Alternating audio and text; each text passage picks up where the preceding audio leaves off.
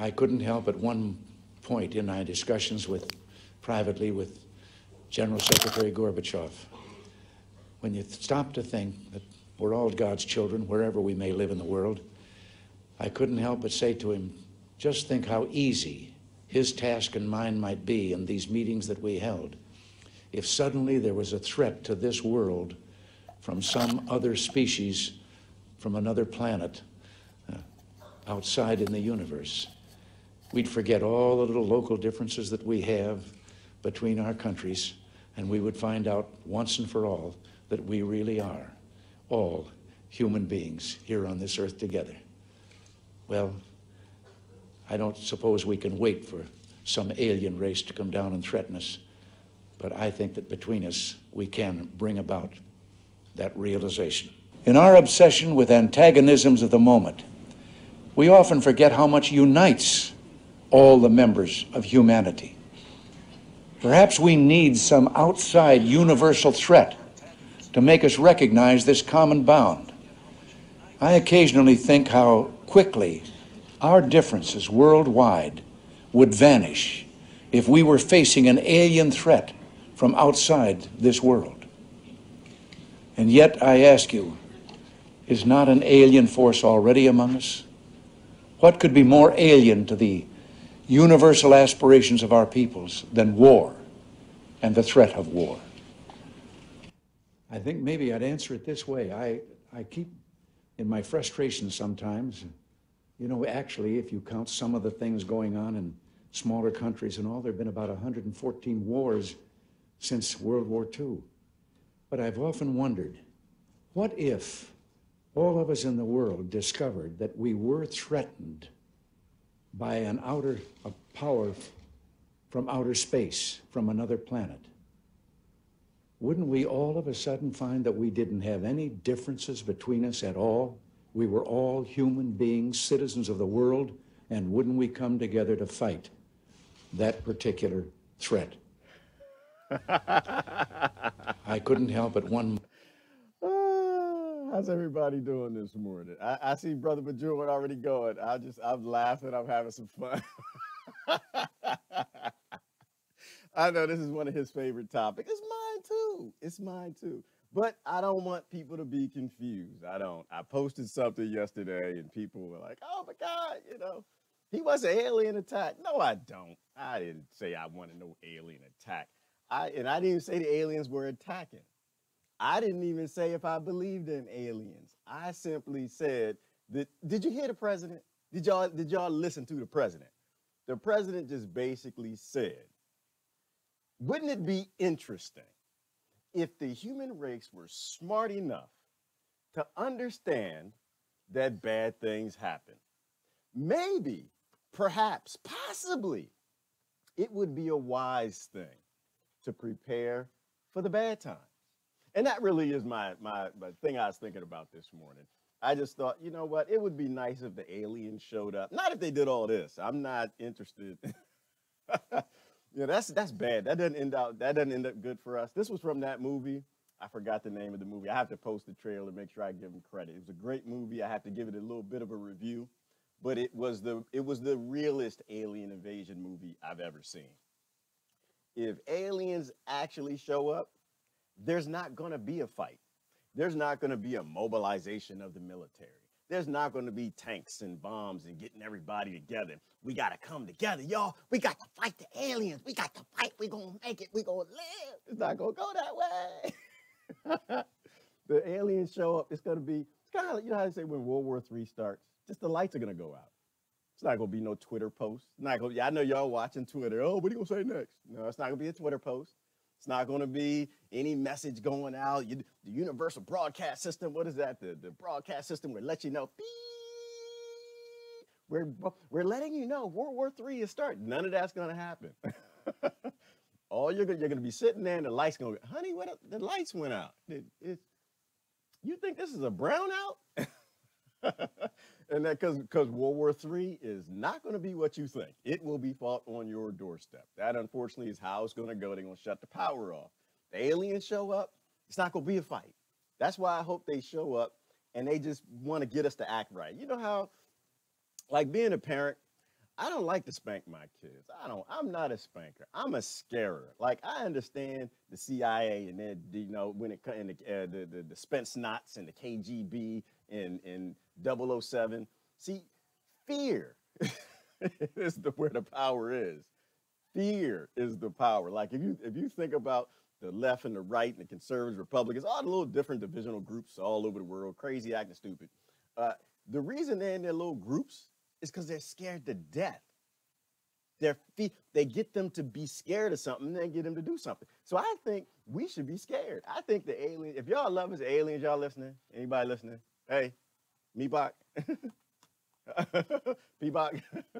If y'all listen, Mork and Mindy, if y'all listening, listen, just show up, bring a big old ship, just like put it all over the planet, just everywhere, over every city. Scare the hell out of everybody. Do that thing, and you like put your microphone on where it comes on every single television, smartphone. It's got to be on the smartphones. If it's not on the smartphones, the humans aren't going to hear. And just say, "We are here." Hold on. We are here to eat you. We genetically engineered you, and you're our farm. We are going to be sending down ships. Please line up in an orderly fashion and get inside the ships. We're hungry. We don't want this to take a long time. Get in the ships, humans. We will be eating you.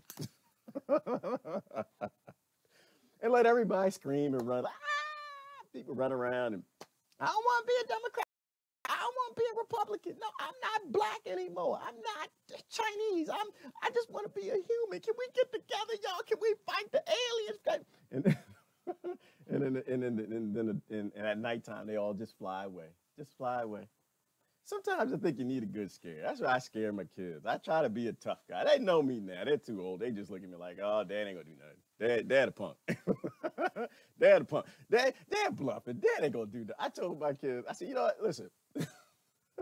They've been getting into it lately. I told them, I said, you know what? I said, Saturday, y'all going to counseling because y'all fighting too much. He's like, Dad, we ain't gonna go to. I said, y'all going to counseling. I'm gonna get y'all. I went out on this psychological website and I found a psychiatrist, the names and numbers in my area, and I screenshot and I sent it. I'm like, hey, y'all going to counseling on Saturday. Y'all not gonna play your computers on Saturday. You're going to counseling because y'all don't know how to behave. Y'all don't know how to get along. You're not taking care of yours. You're not looking out. It's fear, y'all. It's fear is what does it. So I'm not talking about aliens. I'm not doing that. What I'm talking about is this.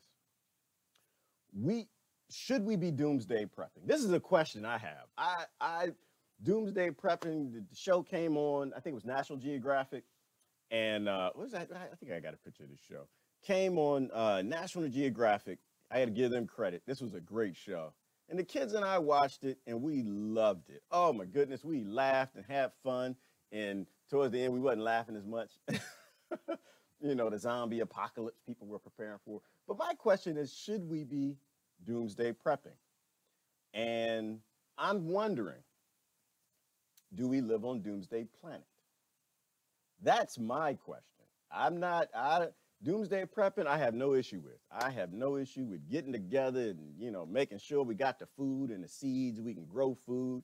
Damn it, I used to make solar panels. I've made vault wind turbines. I've done all of that. We had a lot of fun with it. I'm a software engineer, so it was fun. We had the solar panel rotating, tracking the sun. We did all of that. But we did it more for fun as a project, the kids and I. But what I'm curious about is, well, do we live on Doomsday Planet? Is Doomsday a regular event on our planet? And I'm not talking aliens. I'm just wondering, do tsunamis happen? Do asteroids hit the planet? Do avian flus kick off? Is there a such thing as a supervolcano? Do floods happen? Do massive hurricanes and Katrina-type events? Was Katrina a false flag or did it really happen? Was it real? Was it fake? Right? These are my questions. Do we have governments that just dumb as the day is long? This is why I'm not talking about the news today. I'm not talking the news today. I'm not. Because it's all the same. Report 1 was war. Report 2, war. Report 3, war. And it's an irritating thing because it's all the same thing. The West is destabilizing the planet because they want to buy weapons and, I don't know, look for alien devices in the pyramid. I don't know what they want to do, but they're dumb as all hell because they're destabilizing the world. They're getting a lot of good people killed. And so the real question is, do we live on a planet that goes through consistent cataclysms, right? Do we live on a doomsday planet? And so I would offer up to the discussion, if we lived on a planet where doomsday was a regular thing, you know, from a regional perspective, sometimes from a national or continental perspective, and sometimes from a planet perspective. If we live on doomsday planet and we're not doomsday preppers, what does that mean? What does that say about our intellect? What what does that say? So okay, but and I get the other side of the argument, that well, doomsday's not going to come in my time, right?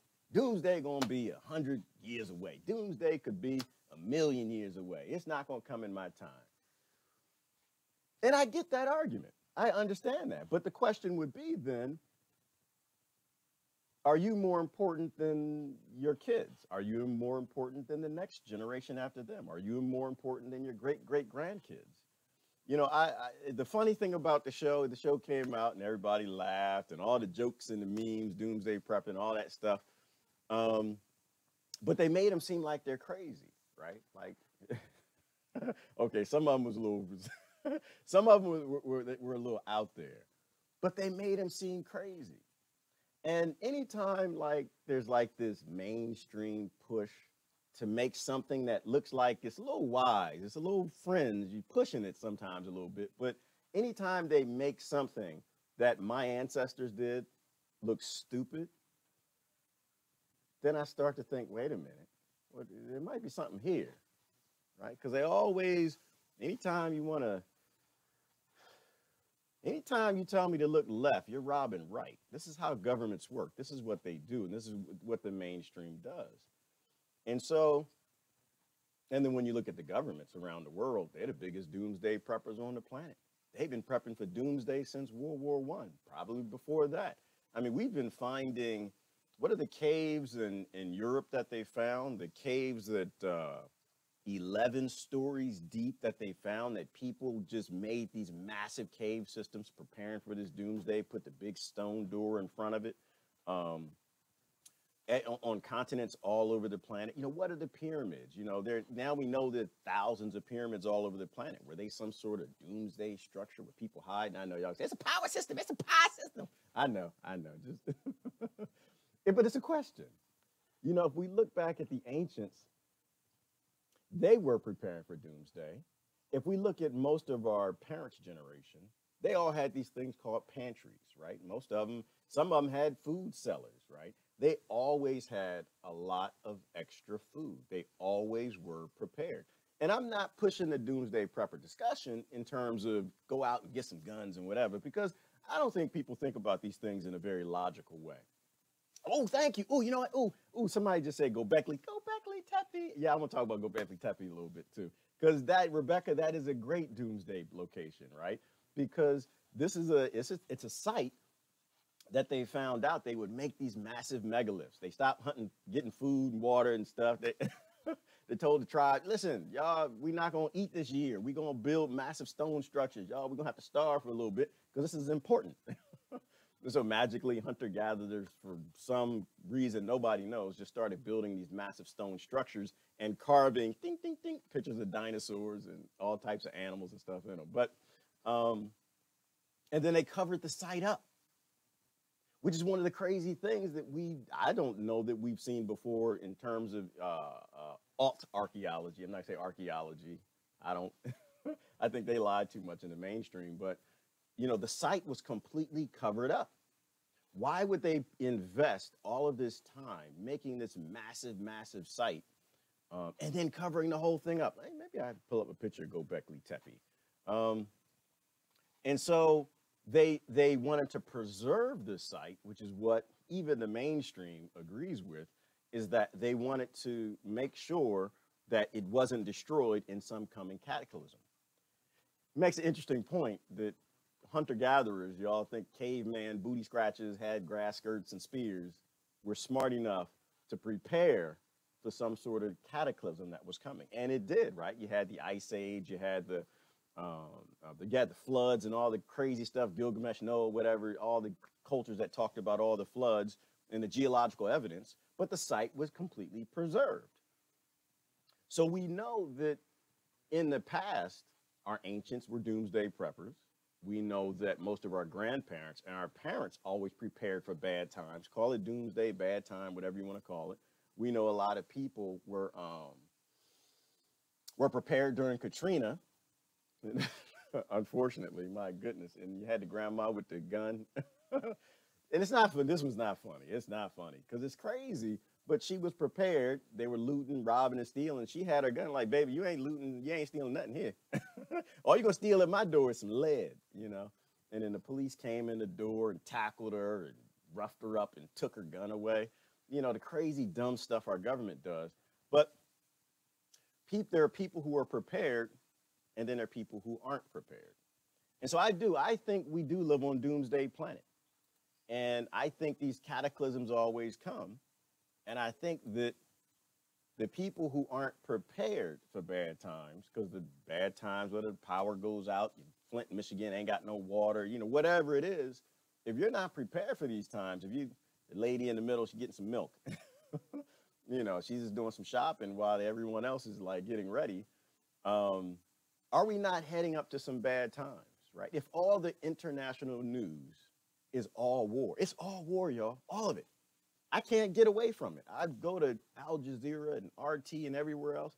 In Russia, they're trying to stay out of Syria, but they don't have a choice. They're getting pulled in. There's social media posts now that strike, the strike in Syria actually possibly killed some Russian soldiers, Russian Spetsnaz who were embedded with the Syrian army. And it's just like, whew, you know, pulling Russia into a fight, a proxy war with America, and now Israel's doing their ignorance, and they're apparently the airplane that was shot down was leaving. It just did a raid in Syria, and it was coming back out, you know, but the mainstream media doesn't talk about that. So we've got this collapsing thing, the Kurds in Turkey. My God, we're in a time where the United States might actually be getting into an engagement with their allies. Like, just process that for a minute. Just like I say all the time, Americans, we have no control over our government. Our government's rogue. Like I apologize to the world. I tell y'all all the time, I'm sorry. I did the best that I could. I'm still trying to do the best that I can to kind of wake people up. But we have no control over our government at all. And it's obvious they don't even control themselves because now they're about to get into it with Turkey. They're about to fight an ally, you know, and it's just, well, I'm gonna say they're about to, but the things are destabilizing. You got multiple fighting factions all throughout Syria. They all got bases. They all say they're not leaving. All their troops are starting to engage. And here, Syria is going to erupt again. That's not even questionable. Like, that's going to happen. You know, so they're not even controlled. Like, there's no such thing as foreign policy. Not in America. Foreign policy is destabilize a bunch of stuff and make a bunch of money on disaster capitalism and hope the world doesn't come to an end. But it's possible that could kick off doomsday. Like we look back at like the megalith structures. Like I like the megalith structures, right? You know, I'm gonna jump over here, talk about a little megalith stuff. But I like the megalith structures because no one really has put forward any real good discussions or evidence as to why the ancients did what they did. Who are these dudes, man? What they looking at? They're all looking in a certain direction. Why? You know, some of the Eastern Island statues, they had bodies. You know, why? They thought that they were just heads and they had full bodies. You know, why would hunter-gatherers who live on an island, you know, having fun, all of a sudden start making massive megaliths? And you talk about the ley lines. You know, how did they have the technology to do these things? Like we were talking, you know, it would seem, though, as though they always believed in this higher power thing. They always believed, you can call them aliens, God, whatever. They always believed that there was some higher power and they were making these statues. There's technology that obviously they had that we don't have any knowledge of. You know, you look at the Ural Mountains and the megaliths, which I think is phenomenal. That now they even found, do I got a picture of this? They even found, let me do this. This is what I'm gonna do. They even found megaliths in the Ural Mountains. And I'm just like, And it's apparently at such a remote place that they don't even know what to do with it. They're just like, oh my God, what the heck is all of this stuff doing way out here? Where are we at? Megaliths all over the world, but I want to look at the Ural. Well, we won't go to Ural Mountains, but megaliths all over the world. So why did our ancients build all of this? You know, and what did they build it with? The interesting thing, and I'm seeing if I find a picture of the Ural. Let me do this. Ural Mountain megaliths. The interesting thing about these megaliths, though, is they are massive. But not that they're just massive and they compete with Baalbek megaliths, massive structures that just are beyond fathom how anybody can move. There's no way you move these with water, scales, and sticks. It's not going to happen. But that they're so eroded that I think this is one of them here.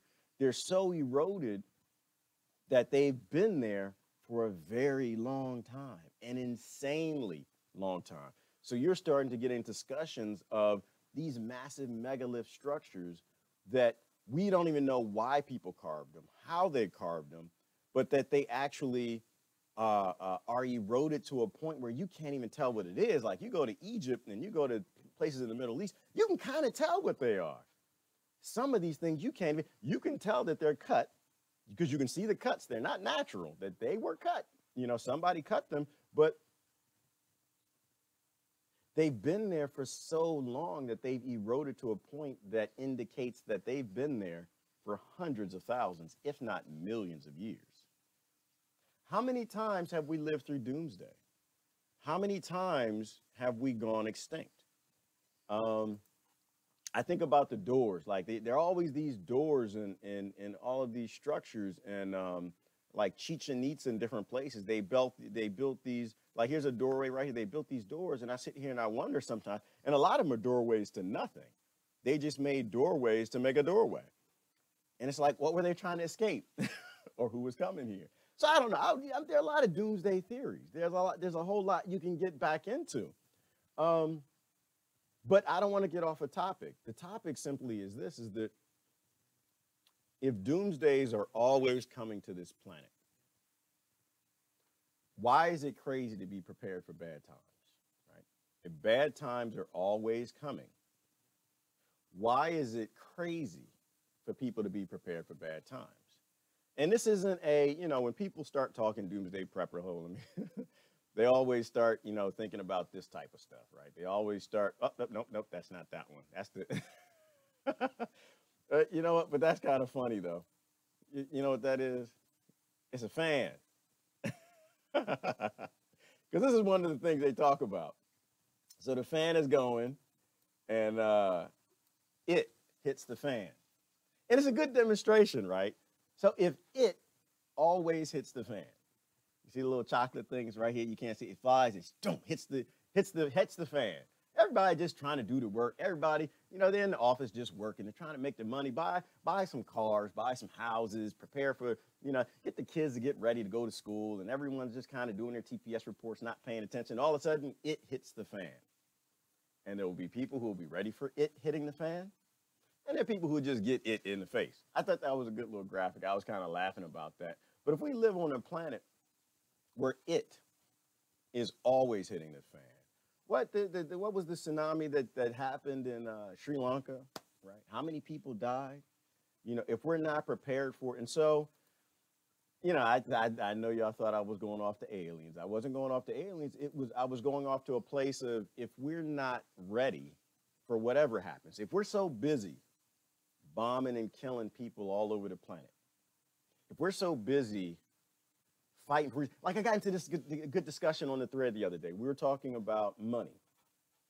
And people, if you hear me talk about money, my old libertarian friends and my capitalist friends, they get upset because they think I'm saying capitalism is a monster. I'm not saying capitalism is a monster. People, some of y'all understand me. What I'm saying is, I don't believe in money. I don't believe in money getting in the way of human survival, right? Like, I think we have bigger problems, and allowing corporations to sell things that we know robots can make for free is stupid. It's dumb. Why would you? Okay, this is the details. They were talking about welfare, right? There's that always constant argument. People raiding the system and robbing the system, and they're just trying to get away with something, get by. And the other side is, well, we got to help people. We got to help some people. We got to help certain people in certain areas, And so, but no one really talks about it in a logical way. When I say that, I talk about, it's not even a discussion to me, right? If there's somebody who's starving, they should have food. In a time when we had to grow food by hand, yes, they should have food. That's my faith. That's what I believe in, and that's my culture. So I don't debate whether or not somebody who's hungry should have food. Now, it is a debate about who should grow the food, who has to pick the food, who has to pay for the food. There's a discussion there. But that discussion died 20 years ago, y'all. We can grow all the food. We can feed the entire planet. They say we can feed the entire planet in, was it a space smaller than Rhode Island with vertical grow towers. So it's not even a question of, there is no welfare debate to me. If somebody is going to die if they don't have food, you get the robot to grow their food. Now, if you want to continue to grow food and sell it, then that's fine. You can do that too. Maybe yours is higher quality. Maybe somebody doesn't want robot grown food, But these things aren't discussion. I don't think that if we can make it for free to save a human life, and that human life is related to the people who made all the technology that they get all the patents for, right? Because no patents are real. Like, I'm just going to be honest. Every patent is based on technology that the patent writer actually didn't make, right? It's based on technology that your family created, your relatives in the ancient past or recent history. So the idea that you can get a patent on something that is human property is ridiculous. It's just a way to make money, right? It's a way to be greedy. It's a way to keep things from people. It's artificial scarcity, right? Like they're actually limiting who can have access to something to make it expensive. And that's why food prices are where they are. So I'm not against the whole capitalist debate. And I don't think there even is a debate for anybody who has warm blood in their heart, right? You want people to be taken care of. We know robots can do it. But this is why our governments never talk about robots doing it. They never talk about automation. They never talk about making it affordable or making it free because they can supply it for everybody, right? Capitalism can exist. I don't have an issue with it. It can be above and beyond. But none of these things, above and beyond what takes human life. But none of these things are discussions to me, right? To me, that's politics. It's people who just want to argue, right? I'm not an arguer. I don't care for argue. I like solutions. And I think that we live on Doomsday Planet. We have bigger problems. We should be focused and we should be making technology to prepare for the bad times, not to rob, rape, kill, and destroy other countries to collect and hoard as much as possible in the good time. I think that's a very unwise use of your brain power, my brain power. Why even discuss it? If we go back in ancient history and we see constantly and consistently that we're eradicated, now you even have a few mainstream archaeologists who are starting to lean and say, you know what, maybe the human race is a little older than we thought. Maybe we do go through these massive extinctions. All right, I'm going down. I'm getting deep in the weeds. And that was about one thing else I'm gonna say. I'm gonna start looking at some comments. But when you think of doomsday prepping, preparing for bad times, people they kind of think of this: get some guns, get some bullets. We got to make sure and prepare. And I'm not one of those type of guys. I think that I think that is a United States foreign policy approach to national doomsday security, community security. I mean, I'm not an anti-gun guy. I'm not, as y'all know. I believe in the Second Amendment. But what I'm saying is that in times, look at the countries we destabilize for profit, right? Look at those countries that the Democrats and the Republicans destabilize for profit. The majority of the starving people are old people and children, right? Usually the adults, the fighting age, they're killed first. They're gone. They're taken out. But the people who are walking around looking for food, hungry and starving, they tend to be children. So my question is, you get all these guns, bombs, and bullets, and you put them in your bunker, in your house, whatever, in your basement, you secure your house, whatever. How many children do you got to shoot before you go crazy? That's the question I want to know. I'm not talking to the psychopaths. I know I got some friends that are psychopaths. I might actually have some psychopath genes on myself. You never know. But I'm not talking to the people who are just hardcore and who don't give a damn. I'm talking to people who do give a damn. How many kids do you have to shoot before you don't want to live anymore? 1, 2, a group of kids, 4 or 5, starving, knocking on your door looking for food? Because that's what you're going to be doing, right? Say, oh, well, I'm a doomsday prepper. I'm going to be inside the community. I'm not going to be on a gun. I'm okay. But really, so think about, so you're okay with your community murdering a bunch of children who are coming to the door because they know you have food in your compound, right? To me, it's an important thing to think about. You can't sit in a bunker and murder a bunch of kids, sit in your house and shoot a bunch of people and not turn into a monster. You will become, you talk about as bad in the rest of these psychopaths that run the world now. It's the same exact thing. You're killing people who are hungry. You're killing people who have needs. And so I think the doomsday prepping topic is a good topic, because if we're not coming together in an understanding that doomsday is the default on this planet, and we're not preparing for those bad times are going to be a hell of a lot worse, right? Because we see that in America now. You know, in a time where with the Great Depression, I take the guns off the picture because I got guns on the picture. And they're starting to flag me already. Like, what is he talking about? You know, they're going to start deleting stuff. Right now, people tell me they can't even share my post. They can't like it. They can't comment, stuff like that. They play these games. This is what they do. But I take the guns down. You know, but it's a real topic. If we aren't preparing for some sort of a collapse in America, and maybe in the West in your country, because if the U.S. dollar collapses, you're going to feel it. Doesn't matter what country you are going to feel it. And I'm not saying the dollar is going to collapse. Some people say that. I don't know. I let analytical analysts who do the financial stuff talk about that stuff. I don't know anything about that. But what I do know is bad times always come. And if you're not prepared for them, your country will fall apart. And if we're not preparing to feed people, if our government isn't preparing, if they're building their own bunkers and they're destabilizing the world and they're not doing anything in terms of making sure we have strong local economies. In fact, they're just writing laws to destroy small business, right? They're writing laws to do trade agreements to make billionaires and multi-billion-dollar companies even bigger, and they're just destroying small business. They're breaking apart our small economies. Those small business owners are going to work, which means they're not making anything. They're not building up local economies. And when you don't have a local economy and your currency collapses, it's the zombie apocalypse. All right? It's the zombie apocalypse. And what I mean by the zombie apocalypse, people say, oh, he thinks zombies going to walk around. Yeah, actually, I do. I do. You know what a zombie is? A zombie is somebody who wants something you have, and it will do anything illogical to get it. There's a zombie in this line. There is a zombie in this line. Now, mind you, she's not going to come for your brains. She don't want nothing to do with your brains.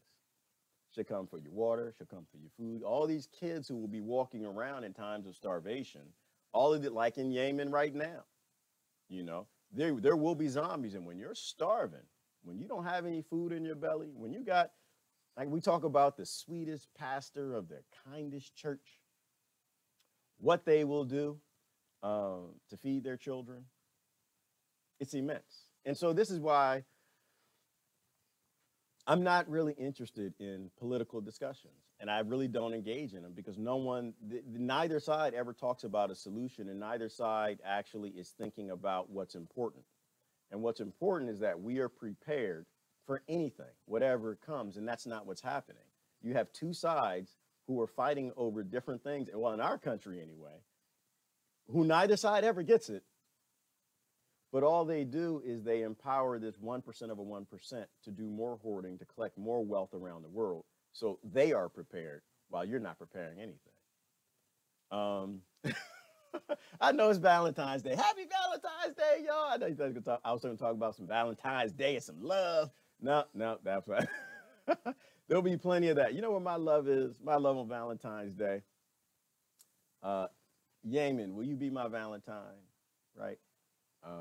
Gaza Strip, will y'all be my Valentine? Congo, the people who are starving right now, will y'all be my Valentine? South Africa, the people with no water, I have love for you. Will you be my Valentine? That's who I want to be my Valentine. That's who I need to deploy some love to. That to me is significantly more important if you want to talk about this is Love Day. If it's Love Day, can we show some love to the people who live in those areas who weren't prepared for the artificial doomsday that we rained down on their countries? Can we show them a little love? I think that would be cool. Let me look at some of the comments.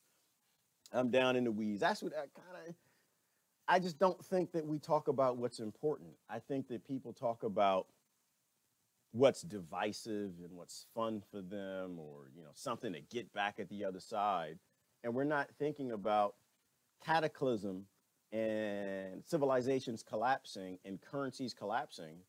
That's the default on this planet. Shoot, aliens coming might be the default. It might be that the aliens come, you know, every 10, 15, 13,000 years, you know, that Revelations talks about, you know, this apocalyptic time comes. I mean, it's possible. And, you know, it's possible that nobody on this planet actually understands what the religions are talking about when they talk about doomsday. Let me go back to this picture. When they talk about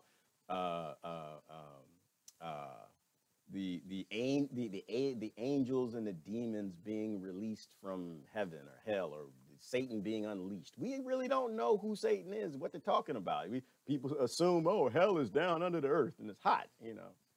I don't know, is it? And maybe it's Venus. Maybe some aliens live on Venus, and maybe there's some protection around the earth. Somebody hit me with this theory the other day. My son hit me with this theory, actually. I think his friends were talking about it. Said, well, what about if there's some sort of protection around the earth, and this thing that, you know, God was talking about where, you know, things are chained and they won't be unleashed till the end of times or something? You know, what if it's just that Earth was an experiment? It was a colony that some genetic engineers made, and they don't want anything to mess with us for about 10,000 years or something, to give us a chance to evolve to where we can stand on our own too.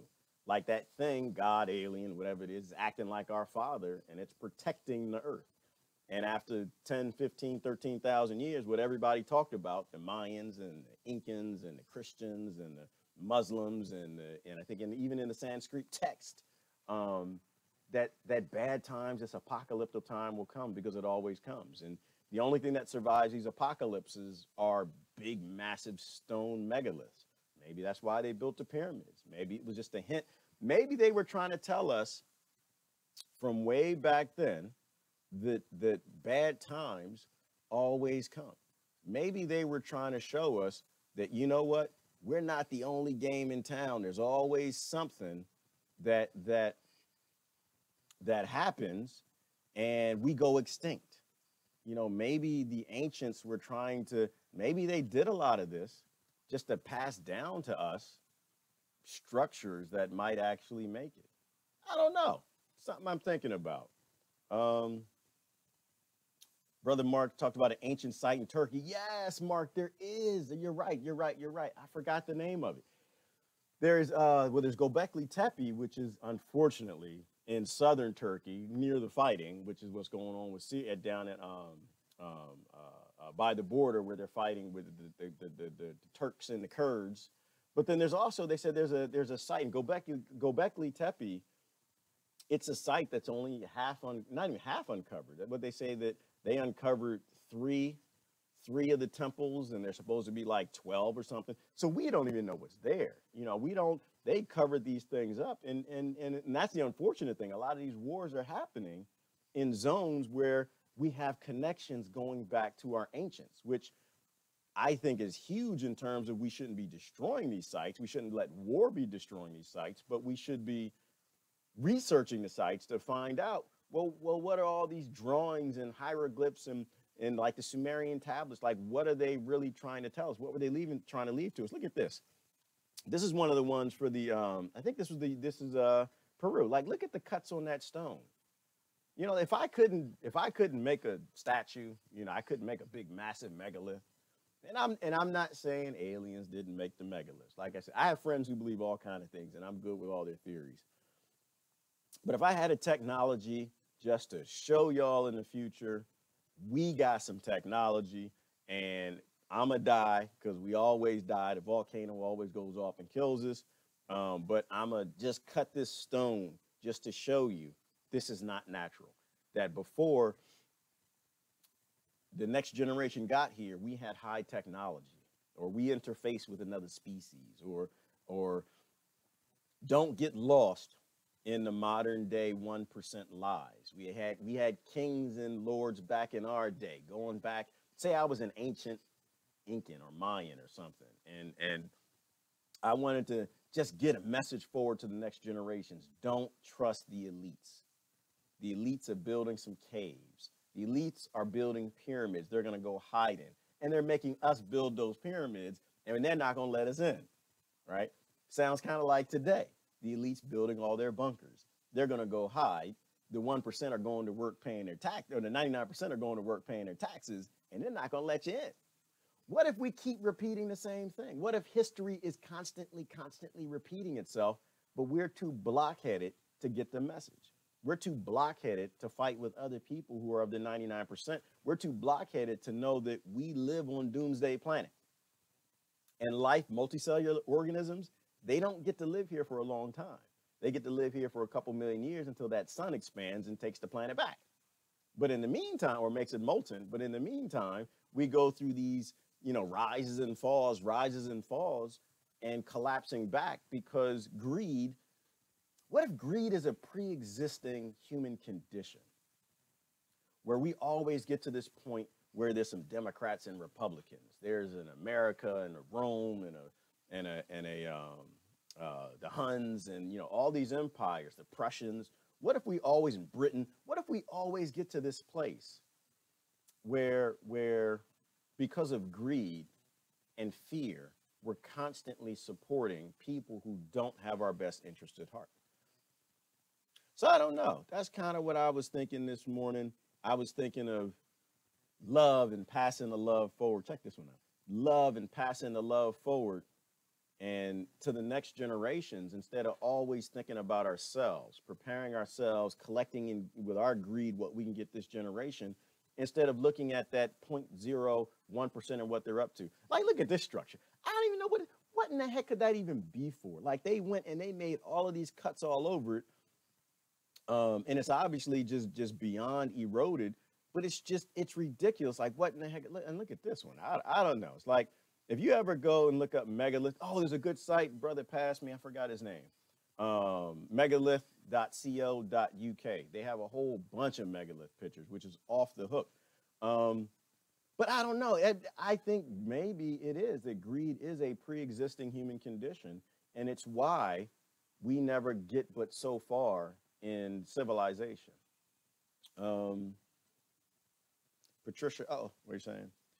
The only hope we have is likely BS, and that the assertion put out is that the entity known as Q.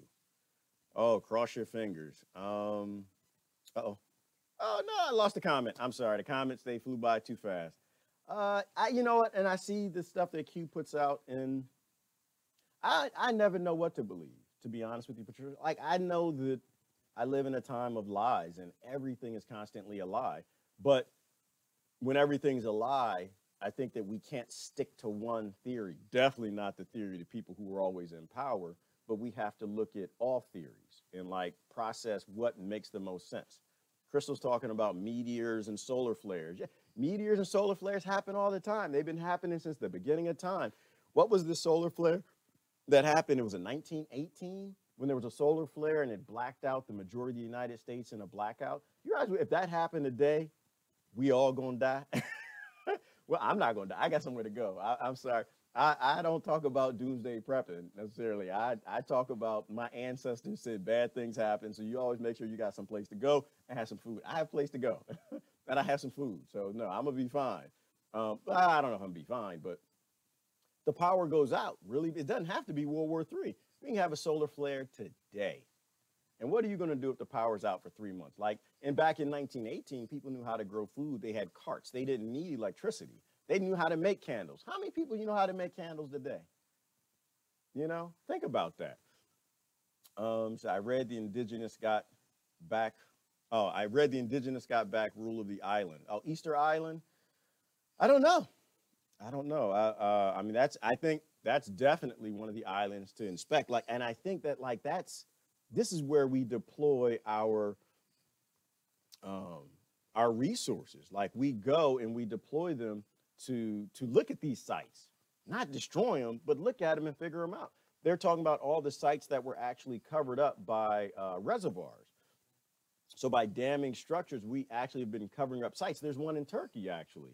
There was some sort of a massive fort that got covered up because they dammed up a river. Let me see. China was an ancient raiders of all islands. They wrote about it too. You know what, Mark? And that's deep. China, I think because of their circumnavigation of the planet with the treasure junks, they probably got a whole lot of technology and information as to what was around the world back then and what was on those islands. But I think the problem with the treasure junks in China at that time was the next emperor came in and said, wipe it all. And they burned all of the voyage like data, all the paper, the logs, everything. A lot of the artifacts they destroyed. They burned all the ships, and so they kind of wiped it out. And China went back and into their own little isolation. The other thing interesting in China is the tomb of the first emperor. You know, the one where they say they're not going in for 10 years or so till they have technology where they can do it safely. To me, that's a lie. I don't believe that. They're in there right now. They're in there trying to find out any sort of information that the first ruler actually knew. But we're not together as 99% around the world. So this information, whatever's in there, we don't get to know. So they found a pyramid in the South Pole. Yes, Celia, and I heard about that. And, you know, of course, there's no way to confirm it because we can't go down there. You know, Antarctica being one of the places in this world, you as a 99%, you can't go. And if you're lucky enough to know some 1% of some 1% or a university that'll let you go there, they'll tell you exactly where your footprints got to go. You can't walk around in Antarctica, which is a great thing I'd love to talk about. The problem is we don't know anything about Antarctica because they won't let anybody go there. So all you have are reports that come back, which, you know, could be disinformation or not. But anywhere they don't want you to look is where the goodies are. And the idea that the world's governments all agree that none of the 99% can go to Antarctica tells me that there's something good there. So it could be a pyramid, could be hot, could be Atlantis. You know, we don't know. The fact that these megaliths are in the Ural Mountains, such a remote area that people don't even live there. The tribal people still in that area don't even go out that far, you know, because it just gets so cold in the winter times. And so if there were a massive civilization that lived there that made massive, you know, stone megaliths, it falls into the theory of pole shifts, right? That the pole flips every now and then because if Russia was, you know, could support such a large civilization, it means they had to be warm at a period of time. And then there's reports coming out of, what is it? I don't know if it was the North Pole or South Pole, where they found plants. It was Antarctica. They found tropical plant fossils. So they know that Antarctica, the South Pole, was actually a tropical place at one time, which gets into the whole Perry Reese map and how they knew Antarctica actually was a place. But not to stray too far from topic, but it's if we live on Cataclysm planet, why in the world? Oh, this is a better picture of the cuts from this particular quarry. Now this was a quarry, right? They quarried this stone. Look at this stone.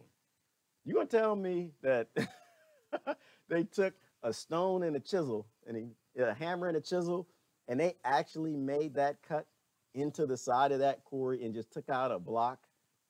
No. Technology, stone and chips and bronze doesn't do that. We can barely do that with lasers today. We can't actually, if you think about it, we cut into that stone in ancient times and pulled out a sliver, a triangle, and did something with it. We don't have technology to do that. We can't do a reverse cut with a laser to cut the back of the stone. We can cut the side, but there's going to be marks There's going to be, it's going to cut all the way through, or it's not going to cut as far as we need. And then to do the back cut, you got to cut the top. We can't even make that cut today. We have no idea how Stone Age people, apparently in grass skirts with penis sheaths, actually made these cuts. And I think that's far more important than all the nonsense that everyone's talking about. Who were these people? Where did they go? I think if you don't know your past, then you're doomed to repeat it. If we are this species with a pre-existing greed condition, we're going to keep repeating the past over and over and over and over, which is why we keep having these extinctions over and over. We've proven that we're no smarter than the dinosaur. So I think it's time we get to be smarter than the dinosaurs. All the other species that went extinct that didn't develop these sentient brains, ours is almost kind of sort of sentient. I don't think we're sentient. I think you have to sense, things to actually be sentient, and we get lost in the nonsense. But let me see. The greed behind capitalism is monsters. Yes, Crystal, it is. And that's, if we don't pull it back, into some sort of a place where it doesn't dictate the future of our planet, then we're going to be right back where we left. Calamity can occur. Always good to be prepared for basic living. Yes, Glenn, we'll always have to be prepared because it's a basic survival instinct. Like, we've gotten rid of our survival instincts because we believe our government is going to take care of us, right? We believe in our society. We believe in the infrastructure. We believe that the water in Flint never is going to get poisoned. We believe the government's going to come rescue us if we live in Puerto Rico because we're a part of the United States. We believe in Yemen that no, the world's people wouldn't ignore us and let 20 million of us starve to death. We believe all of this nonsense, and we don't go with the basic survival instinct of a damn slug. Even a slug has a survival. As kids, we were bad. Oh, we were horrible kids. We used to take salt, Glenn, and we shake salt on the slug and kill the slug. I don't like slugs. They have a purpose in nature. They do. They eat my plants today. But even the slug was like, oh, it'd go back in this little thing, and it'd try to get away and start doing that little slimy thing to get the hell away. Even the slug is smart enough to know to get the hell away when some salt's falling. And it's not salt. I'm going to start preaching. It's not salt falling on us today. It is. And we have to be smart enough to say we are the 99%. These 1% are crazy. They're doing something we don't know, and we need to stop backing them because we love or hate a president or a party or anything ridiculous like that. Earthquake is what we need to prepare for here in Seattle area. Thank you, Celia. And that's another thing. And basic, simple. It's not even the cataclysm type thing. It's just like earthquakes happen all the damn time. How in the heck do we live in a world where we don't make houses and roadways that are hurricane proof? That's just stupid, and we got to stop being stupid. But damn it, need $200 billion for the war effort? They got that right. Oh, something y'all got to watch. Something you do got to watch. Joe Rogan, one of his podcasts, I think it was yesterday, day before, he had brother, oh, what's the brother's name? He was on Joe Rogan. Funny as all heck. And it'll come to me, but you got to watch because he was kind of talking about the election. He was talking about how everything went and no one's talking about like the truth in anything. It was a great talk. I'll post it. I forgot his name. I watch him every now and then. It was a really great talk. And it was on that topic, of division and how people are dividing. Crystal says she hates arguing. I hate arguing too. That's why I don't argue. I like to talk. I see people sometimes, y'all like some people like to argue and they can discuss and I let them go. I don't like to see it get heated. People start cussing. I have to delete stuff. Somebody called me a pissant the other day. What is a pissant? I was thinking about that. Pissant. Why am I a pissant? Because you on my page cussing. I don't like a whole lot of cussing. I just want, it's not that I don't think people should cuss. I don't like it when we're not having an intellectual adult discussion, right? And when you start cursing at people, it gets emotional. It gets personal. It's not about learning and having an intellectual discussion. It's about just being stupid. And so, and I've done that in the past. I'm not saying people, so I'm not better than anybody anyway. I'm just saying that we need to have a place where we can talk, right? We need a place where all ideas can be discussed if you got some facts and stuff. And that's what I want. I want a place where I can put together my crazy theories so I can say, listen, aliens exist. And Brother Bajoran come back, no, it's not, you crazy as all hell. But post some information and have an intellectual discussion and say what's not plausible because the human brain does this. And if God didn't exist, we probably invented, and, you know, it's a psyop, and a place to talk about. Jimmy Dore, thank you. I'm off on a couple topics. Jimmy Dore was on Joe Rogan. And if you're not a 3-hour podcast lecture guy, I am. I love information. I watched the whole thing. I didn't watch the whole thing, but they have 10-minute cuts. And so there was a 10-minute cut, and I forgot the name of it. I'll post it, where Jimmy Dore, like he laid it out, explained it, right? And he started from this basis. He said, corruption did not start in 2017. And I think that, to me, is the most divisive, destroying comment I've ever heard in the last year. Corruption did not start in 2017. It did not start with the Republicans, and it did not start with Trump. But it was continued with the Republicans, and it is continued with Trump. And I think that's the key. The key is, you're dirty over there, you're dirty over there. So smart people got to come together in the middle and start to figure out how the heck do we get out of this. So beautiful are volcanoes, Genio. Yeah, volcanoes are beautiful. They're a little hot too. They're a little hot when they start spewing up stuff. Whew. I don't want to be around. You know, I want to be one of those people in, where was it? I forgot the name of the island. My brain's morning time. The people were walking and the volcanic ash got them and they were frozen in the places. Oh man, I don't want to be that. They were not doomsday preppers. You know, they got ash all on, or they were the 99%. And the 1% got off of that island. What is the name of Pompeii? The 1%, they got on their boats. Said, oh, look, they go to volcano. We don't have enough boats for everybody, but you know what? We're so glad y'all paid your taxes. We're so glad you supported our society. We love y'all to death. You painted our walls and our mansions. We really appreciate you, but we're going to get off the island now. Now, y'all just, you know, it's going to get hot, but don't worry. You're going to have a pyroclastic flow that's going to come down, and you're not going to feel anything. You're just going to melt, and then ash will just fill in where you melted. And guess what? And people will dig you up in 5,000 years. And when they dig you up, you'll be famous. You know, but we're going to get on our boats. We're going to Rome because we ain't hanging around. It's hot. And while you had the Democrats and the Republicans in Pompeii fighting over health care. Let me see. Celia said, I don't have a month's worth, do you? I'm not sure if we're talking about food and water and stuff, but yes, I do. I do. And I have, the water can be off for a month and I'll be okay. And that's what people do. What I do, I'm not a big doomsday prepper. I got cabinets and stuff all in them. No, like, you know, when you go shopping, get a little extra, right? When you go shopping, don't just buy food for the week. Buy food for the week and buy a few extra can of beans and some rice and throw them somewhere. You know, you never know. It could, you know, when Katrina hits your town, you just want to make sure you have enough so that you're good. This is what our parents did. They always had those pantries. So I don't know how much I have, but I always make sure I have enough. And when I finish, one of the things I do, I mentioned, when I drink my water, finish my jug of water, that plastic that's floating in the ocean that y'all keep throwing away, I take the plastic, I'll refill it from the tap, put the top on it, and I'll go throw it in a place, right? Because you don't know when the power goes off, when the water goes off, when you need to have that. And a jug of water sitting around, it's not like a bad thing. You never know when you having a couple jugs of water around might be a good thing. And at that point, I really don't care that Viagra's in the water. I don't care that pharmaceuticals are in that water. I don't care. You know, you want to have extra water because you never know what you might need it for. Which takes me to that Alien movie, the one where the little girl put the cups of water everywhere, and they found out it took water to kill the aliens. You never know. Never know.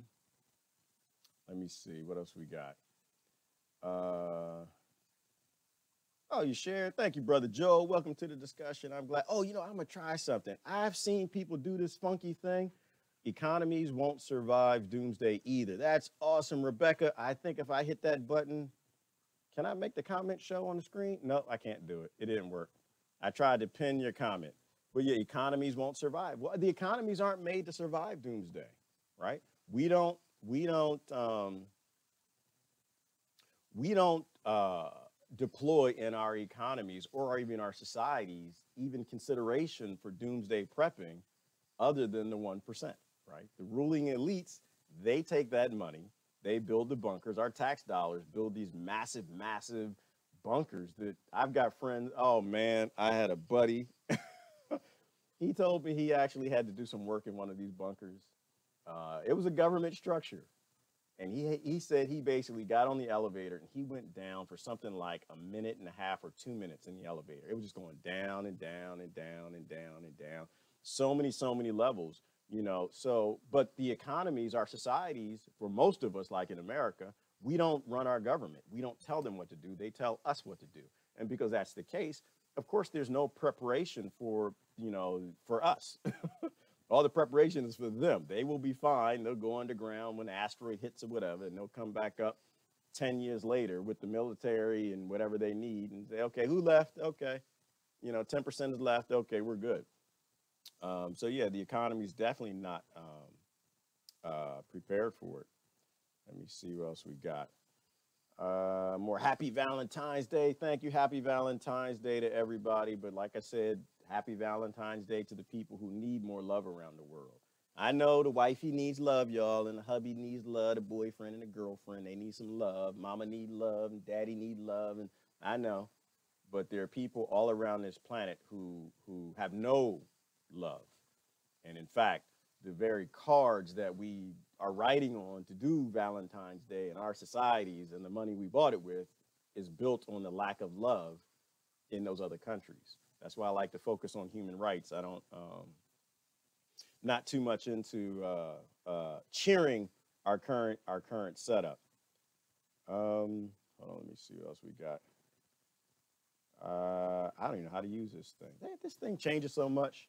Good morning, Brother Steve. Yeah, we didn't talk about aliens. We were talking about just doomsday in general. We were just talking about cataclysms always fall on this planet, and maybe we should think about preparing for the next cataclysm. Says, see your cover, Deborah. I'll have to see your cover, the big red heart. Brother Joel, we just sold 7 more billion in arms for immediate delivery to Saudi Arabia in their war against their tiny neighbor Yemen. Yes, Brother Joel. And that's why I couldn't watch the news this morning again. I looked at it. I look for things that can take us in the right direction. You know, you turn it on, everything's war, war, war, war, war. And unfortunately, it's always my country. It's always America that's causing the problems. And so I think that we need to start talking about doomsday. I think that we need to start thinking about these are idiots who are running all of this. And they eventually will get their doomsday, and our society will collapse like all societies, and people will come to think, what the heck did they make all these big stones for? Look at this stone right here. This is a massive megalith. Look at all the people on this stone. They actually made these things and they moved it. And then the other thing is they'll say, oh, well, but it was so big they couldn't move it. That's not a lie. That is a lie, because they moved bigger stones. What are the stones in that Roman? Was it the Parthenon, the Roman structure where the base of it is made of these massive, massive stones that they knew the Romans couldn't move because the lifts that the Romans had at the time could only lift like 5 tons each or something like this. And this block was like 200 tons, something crazy like that. I don't know if it was the Parthenon, whatever that structure was. And so, no, they could move the stones. They could move all the stones.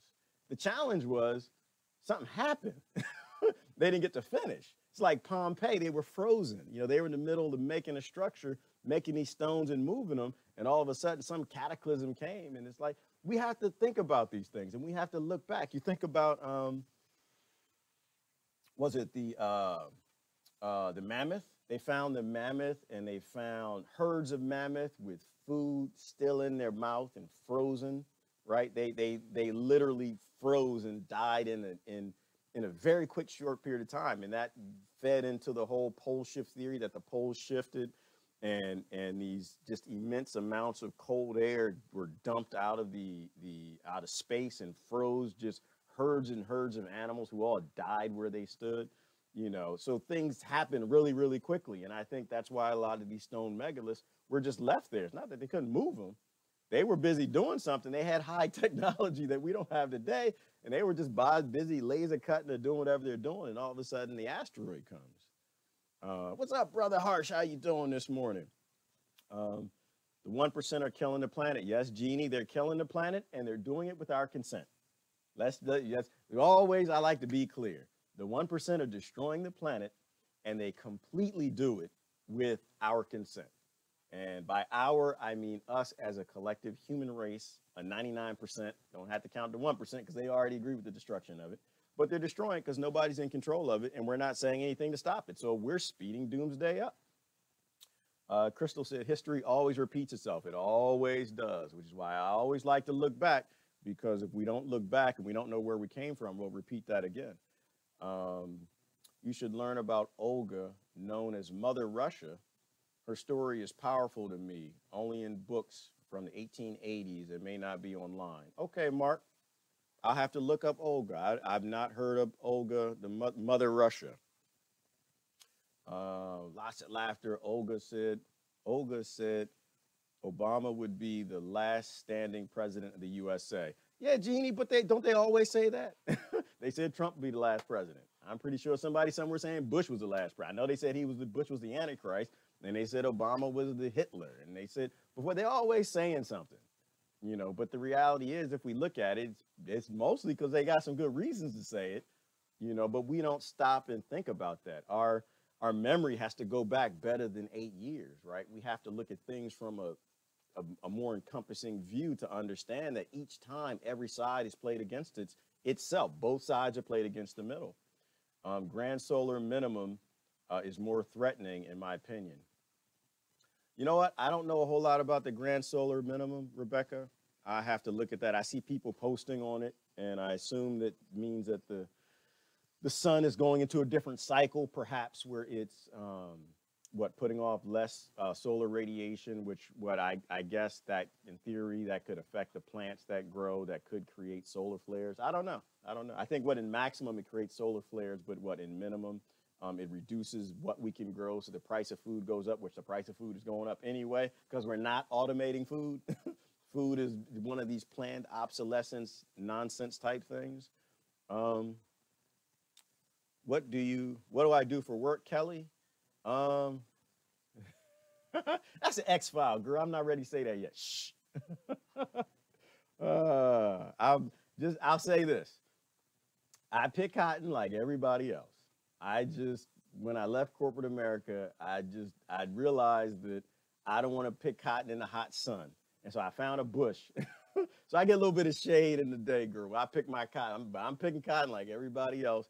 I think I've been able to carve out an area which is a little different, but a lot of it had to do with the fact that I got rid of a lot of crap I didn't need. I moved more to like a minimalist type of lifestyle. So I didn't need corporate America. I didn't need the big salary. And once you find that you don't need all of that, life gets real easy because then you have more options, right? When you got the big house and the big car and all these bills and all these mortgages and the kids are doing a million different things and all the extracurricular activities, yeah, you have to support slavery. You have to love slavery. You have to support this economy. You have to love it. You have to love big business, and you got to work for big business, and you got to fight for health care. You got to fight for the oligarchs. You got to fight for the banks. You got to fight to keep your lifestyle because your lifestyle is unsustainable. And I was able to get to a point where I realized the less that I needed them, the more I could look at them and I could say, your mama. You don't understand what that, I know some of y'all don't understand what that means. When we were kids, that was the worst thing someone could say to you. They look at you and they say, your mama. You know, but I turned against big business. I've turned against the banks and the governments and both parties in this nonsense because they're out of control. And the only way we can do that is we have to reduce our reliance on them. And so this whole idea, I haven't mentioned his name in a long time, but I'll mention, people like to get mad at me when I say it, but I'll mention his name again, Robert E. Lee. He got rid of his slaves. He had a lifestyle that was built on the cotton plantation and having slaves. Before the Civil War, he got rid of his slaves, right? He got rid of his reliance on the big business that was based in slavery. And I don't know anybody, very few people today are willing to get rid of, to be as progressive as Robert E. Lee, who everyone likes to lie a lot about, who got rid of his slaves. I don't know anybody today, even people with ancestry back to recent slavery, Everybody has ancestry back to slavery, but even people with recent slave ancestors, they're not going to get rid of their car. They're not going to get rid of their house. They're not going to get rid of all the cheap things that they buy that are built on slave labor. And I think that's the really sick time we live in. We live in a very, very sick time where we can be selective, about what's good and evil. It's evil. It's not based in my lifestyle. It doesn't prop my lifestyle up. But if it props your lifestyle up, it can be the worst evil on the planet. So I don't believe in making stuff up. I just like the truth. And the truth sucks. The truth is a pill, boy. You take the truth, it's a horse pill. It really sucks, but the truth is the truth. Those beliefs ended in my childhood. Marilyn, I'm not sure what you're talking about. I hope you're talking about Santa Claus and the Easter Bunny and Democrats and Republicans, because none of them exist.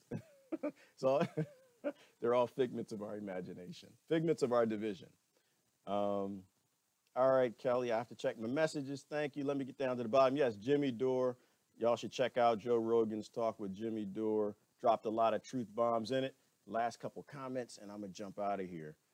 Mini ice age during GSM. Yeah, and there were many ice ages. There were many ice ages. There were all types of.